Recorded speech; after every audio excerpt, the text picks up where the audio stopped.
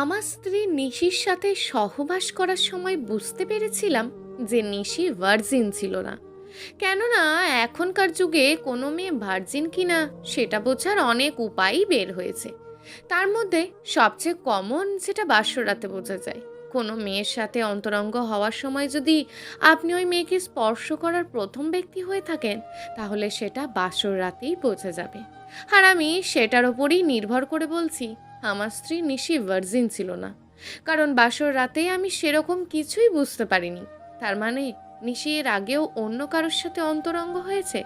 কথাটা ভাবতেই বুকে কেমন একটা ব্যথা অনুভব করলাম। ব্যালকনিতে দাঁড়িয়ে এসব নিয়ে ভাবছি, এমন সময় নিশি চা নিয়ে এসে পিছন থেকে ডেকে বলল, এই নাও তোমার চা। আমি পিছন ঘুরে চায়ের কাপটা হাত বাড়িয়ে নিলাম। চায়ের কাপটা আমাকে দিয়ে নিশি বলল, ব্যালকনিতে কেন আসতে হবে শুনি? এমনি। ভোরে আমি না ঘুমালেও নিশি ঘুমিয়েছিল। নিশি ঘুমানোর পর আমি না ঘুমিয়ে ওর ঘুমন্ত চেহারাটা কিছুক্ষণ মন ভরে দেখি।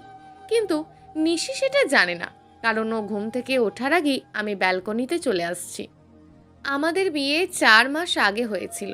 কাল আমরা এই ফ্ল্যাটে উঠেছি এবং কালই হয়েছে আমাদের প্রথম বাসর রাত। আসলে আমাদের বিয়েটা 4 মাস আগে হলেও আমরা সেরকমভাবে একে অপরের কাছে আসতে পারিনি। তাই কালই প্রথম বাসর হয় আমাদের। এখন আমাদের বললে ভুলই হবে, বলতে হবে প্রথম বাসর তো ছিল আমার, নিশির না। কারণ সে তো অনেক আগেই এসব সেরে বসে আছে। আর 4 মাস পর দুজনের মিলন হওয়ার কারণ ছিল আমার নতুন চাকরি, নতুন অফিস, নতুন কলিগদের সাথে পরিচয়, নিশির ভার্সিটির পরীক্ষা, ফ্ল্যাট নিয়ে ঝামেলা। এসব কিছুর মাঝে নিশির বাধা তো আছেই। সব কিছু মিলিয়ে কখন যে 4টে মাস কেটে গেল বুঝতেই পারিনি। নিশির সাথে আমার বিয়েটা হয় না পারিবারিকভাবে, আবার না প্রেম করে। মানে হঠাৎ একদিন ফেসবুকে চ্যাটিং করা, তারপর পরিচয়, হুট করেই বিয়ে। আমার বিয়ে করার ইচ্ছা না থাকলেও নিশির কথায় রাজি হয়েছিলাম। কারণ নিশি দেখতে যথেষ্ট সুন্দরী। ওর বাবা শহরের নামকরা বিজনেসম্যানদের মধ্যে একজন। এরকম একটা মেয়ে আমার মতন ছেলেকে বিয়ের কথা বললে কি আর না করতে পারি? আর নিশিকে বিয়ে করার পর সব পেয়েছি, চাকরি, নতুন ফ্ল্যাটটা। তখন বুঝিনি নিশির মতন মেয়ে হঠাৎ করে কেন আমাকে বিয়ে করতে চাইছে। কিন্তু তখন না বুঝলেও এখন বুঝতে পারছি নিশি কেন আমাকে বিয়ে করেছে। কি হলো? চুপ করে দাঁড়িয়ে কি ভাবছো? বলো নিশি। আমাকে জড়িয়ে ধরে বলল, সকালের শহর কত সুন্দর তাই না? হ্যাঁ। আমি শুধু নিশিকে দায় সারা জবাব দিচ্ছি, কারণ এরকম মেয়ের সাথে আর কেন জানি কথা বলতে ইচ্ছে করছে না। নিশি তার হাত দিয়ে আমাকে আরো শক্ত করে জড়িয়ে ধরে বলল, ভালোবাসি। আমারও খুব ইচ্ছে করছিল নিশিকে জড়িয়ে ধরে বলি ভালোবাসি, কিন্তু কেন জানি বলতে পারছিলাম না। মনের মধ্যে একটা প্রশ্নই ঘুরপাক খাচ্ছিল, সেটা হলো নিশি কি তাহলে ওর পাপ ঢাকার জন্য এসব আমার সাথে করেছে? ছোটবেলা থেকে জেনে আসছি যে যেমন তার জীবনসঙ্গিনী হয় তেমন। তাহলে আমি কেন এমন কাউকে পেলাম? কি হলো, কথা বলছো না কেন? আমাকে ঝাঁকা দিয়ে বলল নিশি। আমি চুপ। অনেক কিছু বলতে ইচ্ছে করছে, কিন্তু পারছি না। কি ভাবছো তুমি বলো তো? তখন থেকে দেখছি কি নিয়ে যেন ভাবছো। আরে কিছু না। কিছু না তো কি? দীর্ঘ 4 মাস পর আমরা এক হলাম, কোথায় কিছু রোমান্টিক কথা বলবে তা না করে মন ভার করে দাঁড়িয়ে আছো কেন? বাবা মায়ের কথা মনে পড়ছে। ওলে আমার বাবুলে, বউয়ের কথা মনে পড়ে না? ফাজলামি করবে না নিশি, বলেই নিশিকে সরিয়ে দিয়ে রুমে চলে আসলাম। এসে ভাবলাম বাসায় কল করে একটু কথা বলি, এতে মনটা একটু সায় পাবে। তাই মোবাইলটা নিয়ে মাকে কল দিলাম। আসলে আমি মনে করি প্রতিটা ছেলে তার মাকে একটু বেশিই ভালোবাসে, আর মায়ের সাথে যা পারে তাই শেয়ার করে। হ্যালো বাবা। কেমন আছো মা?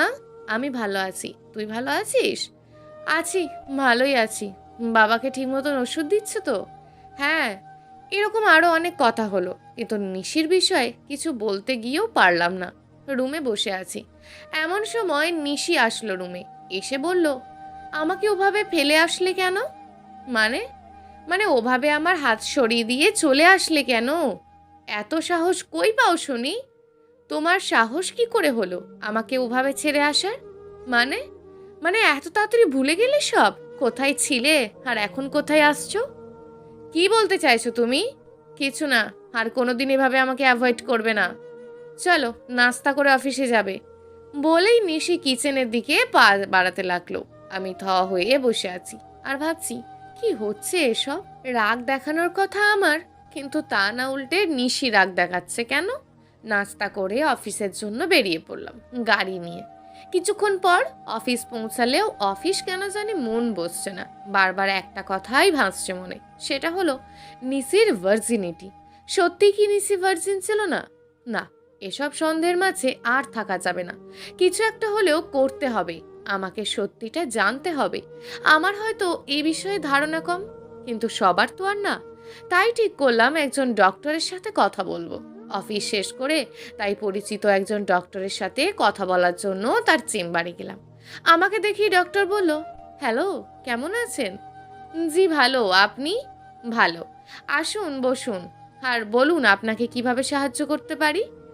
আসলে আমি, হ্যাঁ কি, আসলে কিভাবে যে বলি, দেখুন এখানে সংকোচ করলে কিছু জানতে পারবেন না, তাই সমস্যার ডিটেলসে খুলে বলুন, সমাধান করে দেওয়ার চেষ্টা করব। আমি নতুন বিয়ে করেছি। নতুন ও না, বাট আচ্ছা ওসব বাদ। আপনি বলুন তো, প্রথম সহবাসে যদি কোনো কার্যক্রম না হয় তাহলে কি ভাবা যায় মেয়েটার ব্যাপারে? মানে মেয়েটা ভার্জিন হবে কি না? আমার কথা শুনে ডক্টর এক গাল হেসে বলল, এই কথা? জি।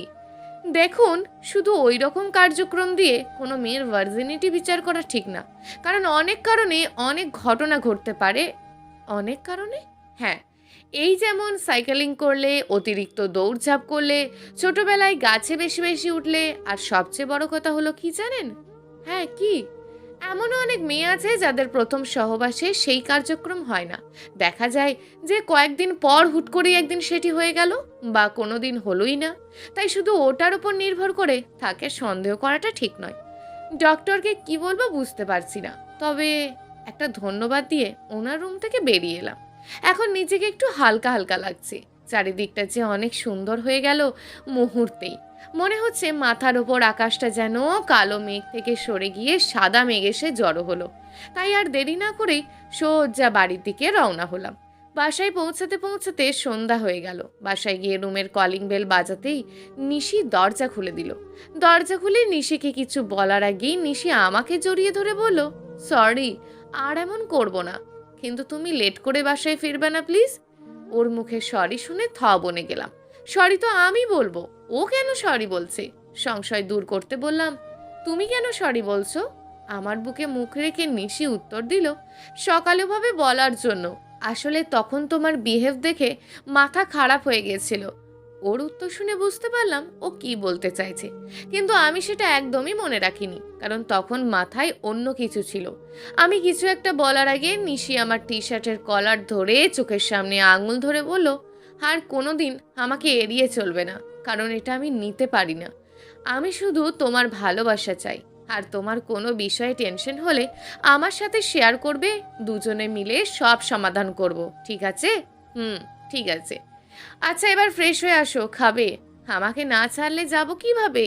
ও এবার যাও। আমি ফ্রেশ হয়ে এসে খাবার টেবিলে খেতে বসলাম।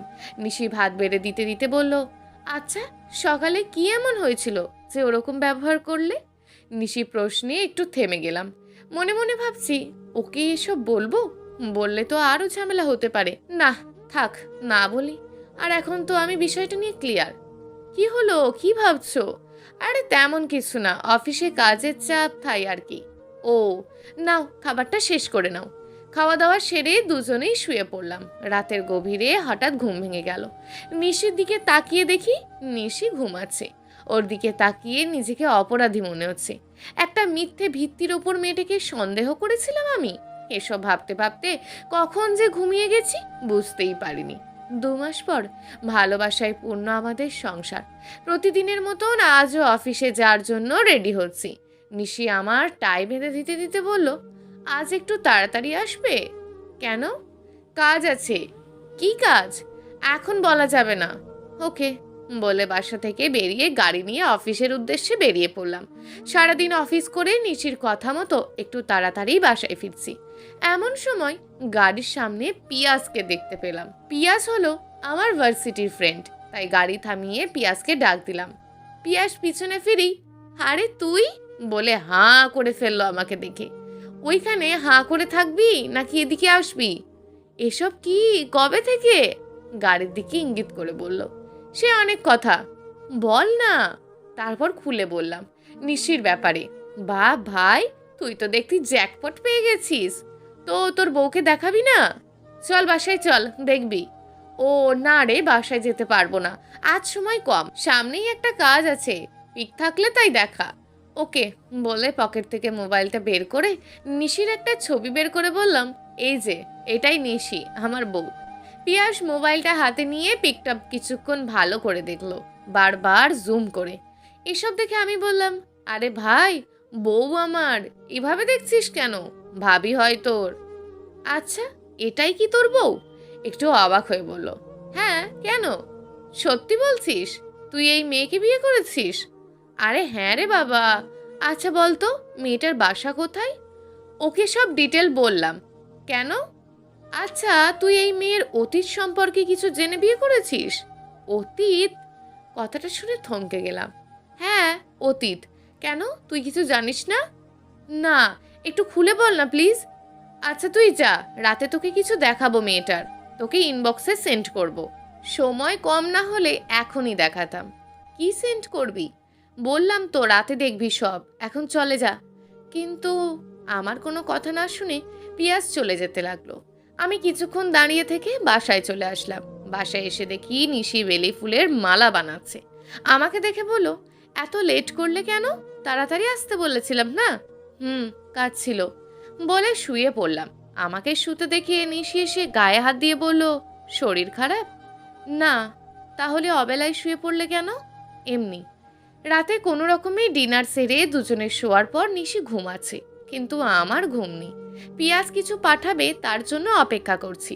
আনুমানিক রাত 11টার দিকে মেসেঞ্জারে টুং করে শব্দ পেলাম। তাড়াতাড়ি করে মেসেজটা সিন করে দেখি 4 মিনিট 48 সেকেন্ডের একটা ভিডিও।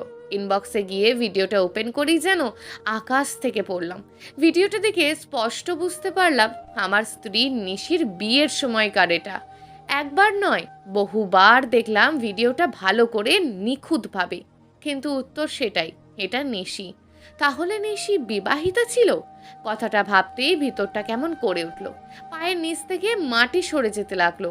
ওপরে তাকিয়ে দেখি সিলিং ফ্যানটা ঘুরছে, আর তারপরেও গা ঘামছে আমার।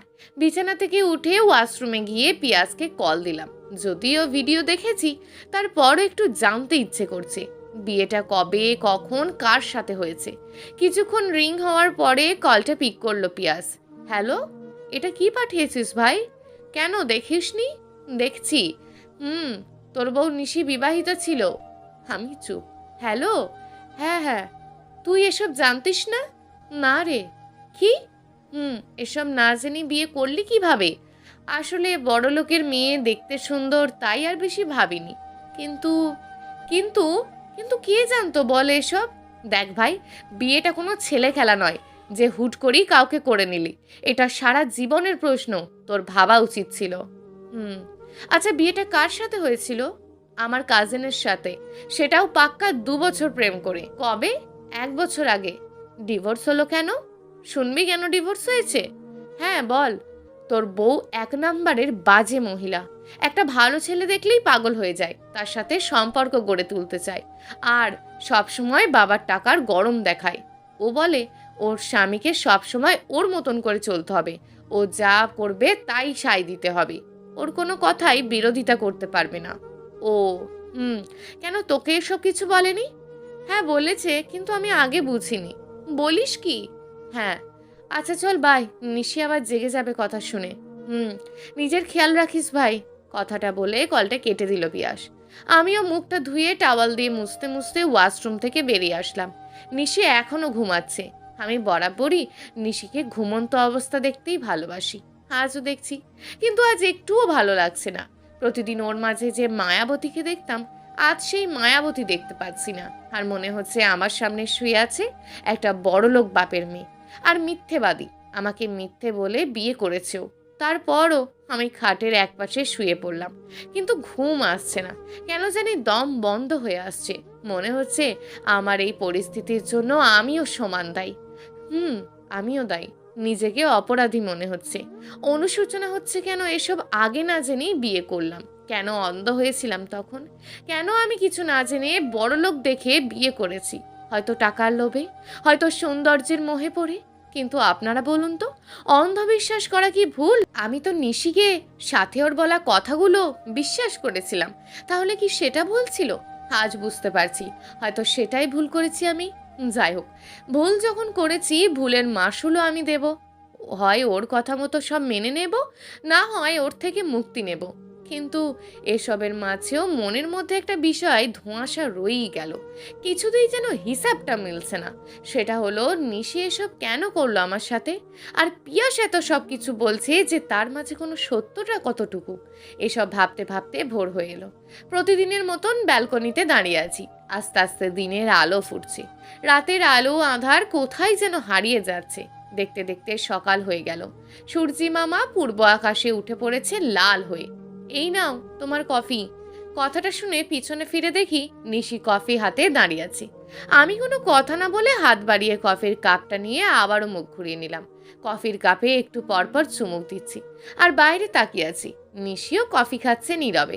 তারপর নীরবতা ছেড়ে নিশি বলল, একটা কথা বলবো? হ্যাঁ, বলো। তোমার কি আবার কোনো বিষয় নিয়ে মন খারাপ? আমি চুপ, নিশিও চুপ। কিছুক্ষণ পর নিশি আবারও বলল, কি হলো, কিছু বলছো না? না, তেমন কিছু না। তাহলে ওদিকে ঘুরে আছো কেন? পিয়াসের থেকে যতটুকু শুনেছি তাতে নিশি নিশ্চিত একটা চরিত্রহীন মেয়ে। এই মুখোশ পরা মেয়েগুলোকে চিনতে পারা মোটেও সহজ কাজ নয়।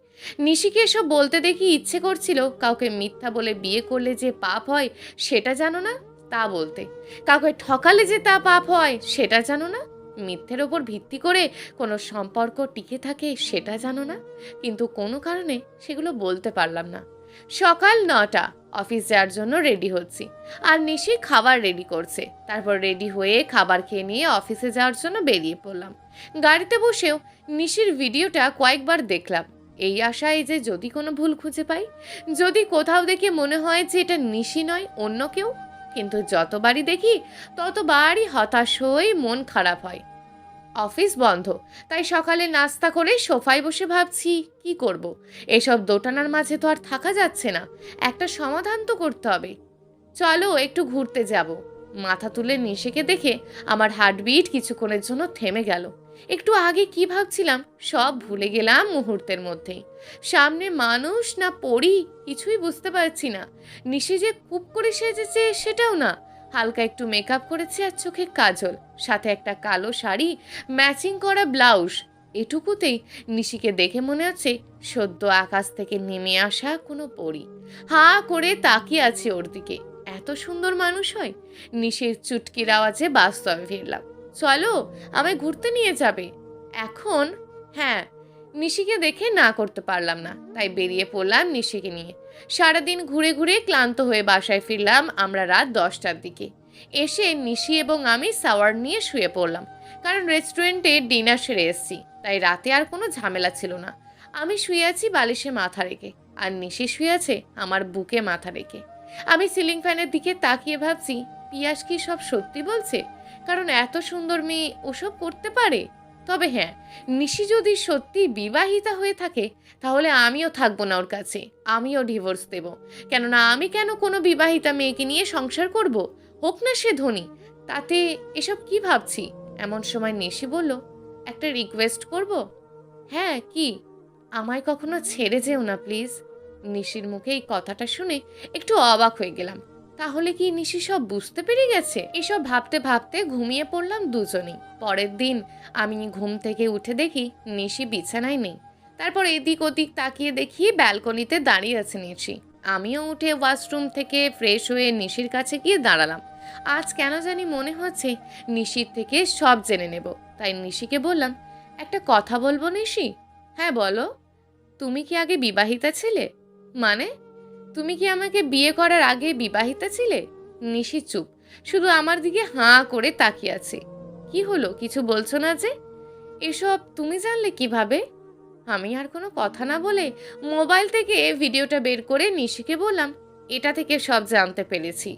নিশি আমার হাত থেকে মোবাইলটা নিয়ে ভিডিওটা ভালো করে দেখলো। দেখে কোনো কথা না বলে দাঁড়িয়ে আছে। তারপর আমি বললাম, আমার সাথে এসব কেন করছো নিশি? নিশি চুপ। কি হলো, উত্তর দাও। এটার কোনো উত্তর নেই আমার কাছে। ব্যালকনি থেকে রুমে আসতে আসতে বলল নিশি। আমিও নিশির পিছন পিছন রুমে আসলাম আর বললাম, কোনো উত্তর থাকবে না? আমার তো এটা জানা প্রয়োজন। কি বলবো আমি? কি বলবে মানে? কে ওই ছেলে? ওর নাম কি? ওর নাম আবির, মানে আমার এক্স হাজবেন্ডের নাম আবির। তোমাদের ডিভোর্স হয়েছিল কেন? দুজন দুজনের সাথে সুখে ছিলাম না তাই। সুখে ছিলে না মানে? আমি তো শুনেছি তোমাদের অনেক দিনের রিলেশন ছিল। তাহলে তো সব জানো। আমাকে কেন এসব বলছো তাহলে? তোমার থেকে জানতে চাই, বলো কেন ডিভোর্স হয়েছে? কেন, তোমাকে যে এসব বলেছে সে বলেনি কেন ডিভোর্স হয়েছে? হ্যাঁ বলেছে। বলেছে তুমি নাকি বাজে মহিলা, ছেলে দেখলেই তার সাথে ভাব জমাও, আর আর সব সময় টাকার গরম দেখাও। আর কিছু বলেনি? না। কেন? মানে? যে তোমাকে এসব বলেছে সে বলেনি আবির কেমন ছিল? ও যে আগে বিবাহিত ছিল সেটা বলেনি? বিবাহিত ছিল? হ্যাঁ, আমাকে বিয়ে করার আগেও বিবাহিত ছিল। আমি সব জানতে পারি বিয়ের 5 মাস পর। কিভাবে? মেয়েটাই এসেছিল আমার কাছে, এসে সব বলে আমাকে। আমাকে আগে জানালে না কেন তুমি যে বিবাহিতা ছিলে? জানাইনি তো কি হয়েছে? তোমরা ছেলেরা চাও কি বলো তো? আমরা কি চাই মানে? হ্যাঁ, কি চাও? তোমরা আসলে ধান্দাবাজ। তোমাদের চাহিদার কোনো শেষ নেই। তোমরা বিয়ের সময় চাও কুমারী মেয়ে, তা অবশ্যই সুন্দর হতে হবে, শিক্ষিতা হতে হবে, তার বাবা পয়সাওয়ালা হতে হবে। এত এত ডিমান্ড কেন তোমাদের? কই, আমরা মেয়েরা তো এত কিছু চাই না। আমরা তো বলি না তোমরা কুমার কি না। তাহলে এসব কেন আমাদের বেলায়? কি সব বলতে চাইছো তুমি? কি বলি বুঝো না? আমি চুপ। আমি ক্লিয়ার বুঝতে পারছি নিশি কি বোঝাতে চাইছে, এবং আমিও সেটা বুঝে গেছি। কি হলো, চুপ করে আছো কেন? আচ্ছা, একটা প্রশ্নের উত্তর দাও তো আমার। কি? তোমাদের ছেলেদের কাছে কুমারিত্ব, টাকা, সৌন্দর্য বড় নাকি ভালোবাসা বড়? অবশ্যই ভালোবাসা বড়। আমার মুখে ভালোবাসার কথা শুনে নিশি এক গাল হেসে দিয়ে বলল, ভালোবাসা? হ্যাঁ। যদি ভালোবাসা বড় হয় তাহলে এসব বলছো কেন এখন? মানে? মানে তুমি অফিস থেকে লেট করে ফিরলে বারবার কল করা, অসুস্থ হলে সেবা করা, সবসময় খেয়াল রাখা, এসবকে কি বলবে শুনি? আমি চুপ। আসলে তোমরা ছেলেরা বহুরূপী, তোমরা সব চাও, সব। আমি চুপ। কি হলো, কিছু বলছো না কেন?